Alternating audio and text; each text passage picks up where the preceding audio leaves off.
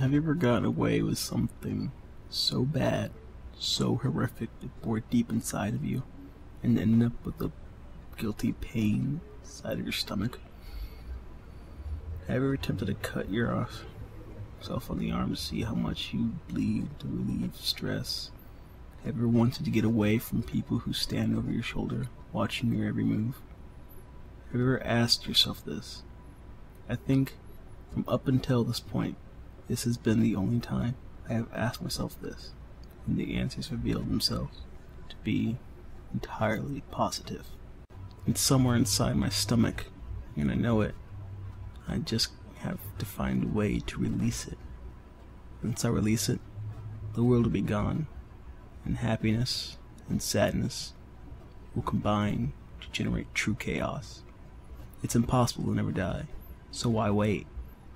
Let's get ourselves dead now. Lately, I've been having these dreams of tons of cars crashing, making masses of bloodbaths and oil everywhere. Then there's this man. The man that nobody knows about. It's just insane. Nobody even knows what he looks like. All we know is that he's there, and he comes to ignite the oil, and we all get dismembered from the fire instead of burning and melting. First, the fire makes its way into your legs.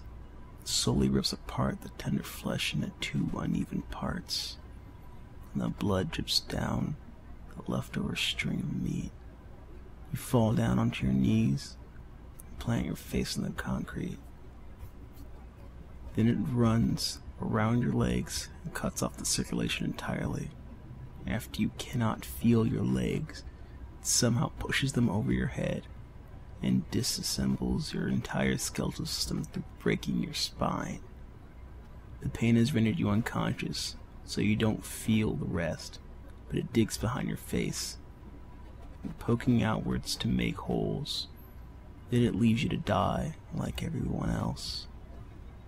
Then, after the fire practically dismembers your entire body, you hear voices. Voices constantly whisper an outrageously loud voice for whispering. Be quiet! Be quiet!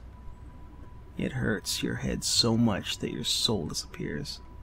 So all you have left is your spirit, and you float around in eternal despair as a spirit, crying and attempting to get the attention of others, but it doesn't work. So one day, I woke up in my bed to see that my wife wasn't beside me. This was odd because she usually wasn't up this early. I knew she couldn't have ran off, and that wasn't like her. I put on my robe, went downstairs, saw my wife. She looked at me, smiled, and said, "Be quiet." It was the voices inside of her.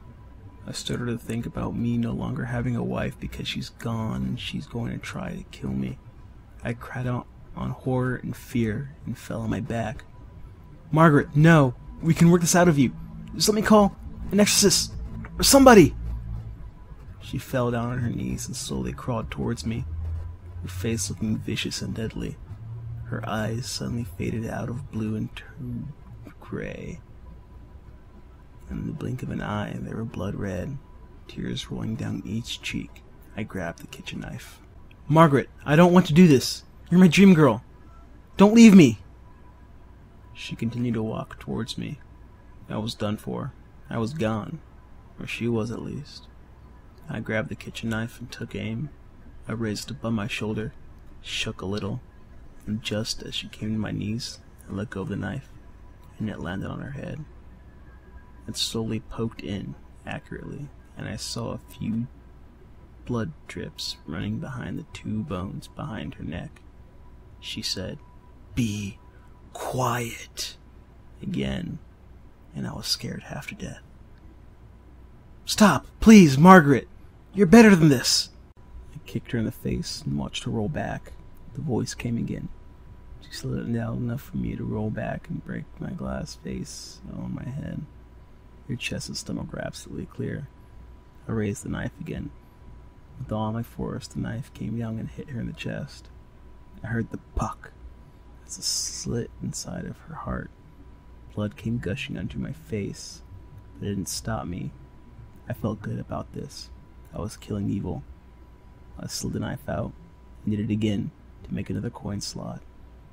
I lifted it and poked it back in repeatedly.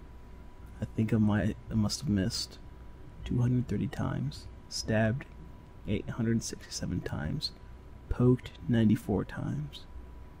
I soon found myself licking the blood off my nose, and my eyes began to roll back as I said, "Be quiet." "Be quiet," the voice said. I stopped as my spirit began to take control. I cut my arm halfway. My eyes went back into place, and the knife flew out of my hand, landing inside the large slit in Margaret's chest. I felt my head. It seemed completely normal, but I noticed something about when dreams become real. When they do, everything inside the dream happens. I opened my door to see many cars crashed. I also realized something else. I killed somebody. The somebody had an evil spirit inside. The spirit was inside my house. I left the giant, anonymous man beside me. "Be quiet."